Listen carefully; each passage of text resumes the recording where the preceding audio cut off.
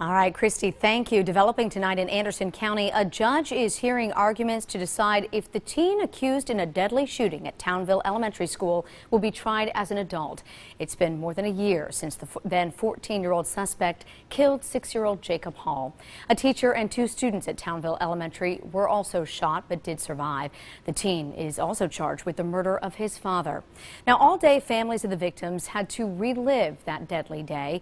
They heard the testimonies of witnesses and investigators. 7 News reporter Nicole Ford's been inside that courthouse all day long. She's standing by live outside the courthouse now with a breakdown of all the testimony today. Nicole.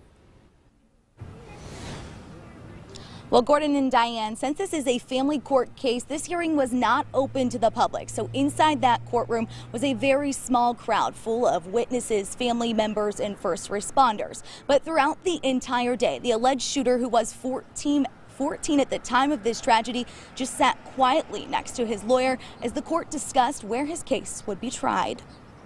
From victim to suspect, family members were present for both sides as a judge opened court to decide if the teenage suspect would be tried in adult or family court. As witnesses took the stand, they began to recount what they saw that tragic September day. Chaos, basically. We witnessed one of the victims being held by a teacher. And what they heard from the alleged shooter, who was just 14 at the time. He said, good thing my gun jammed, or I would have shot more, or good thing my gun jammed, or I would have killed more. To these law enforcement officers, they say on that day, there was no doubt who was responsible, the teenage suspect in their custody. He said he thinks he killed his father. Then he said, no, I know I killed my father. But the defense's argument was that this teen did not know what was going on while law enforcement questioned him. So the child made a knowing decision in waiving his rights? From what I saw, he did. And was not old enough to make that decision alone. If he had asked for his family or an attorney, we would have stopped the interview. So the defense asked the taped confession to be taken out of evidence for this hearing, but after review, the judge ruled to keep it in. Age in and of itself is not a sufficient basis to declare that a statement was given involuntarily. Now, court ended today with the crowd watching that confession tape, and while the media was not allowed to watch that tape or record it, we do have a hard copy of the transcript right here that we will be reviewing ahead of tomorrow's court. Live in Anderson County, Nicole Ford, 7 News. Talk about what's at stake here, Nicole. So is it the judge who will decide whether this is an adult or a juvenile defendant? And then that's a huge difference in how this proceeds from there, right?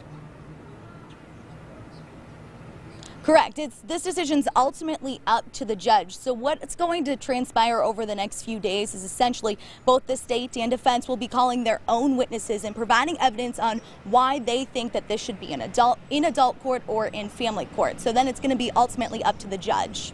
Yeah, there's a lot at stake here. All right, Nicole Ford in the courtroom all day. Nicole, thank you.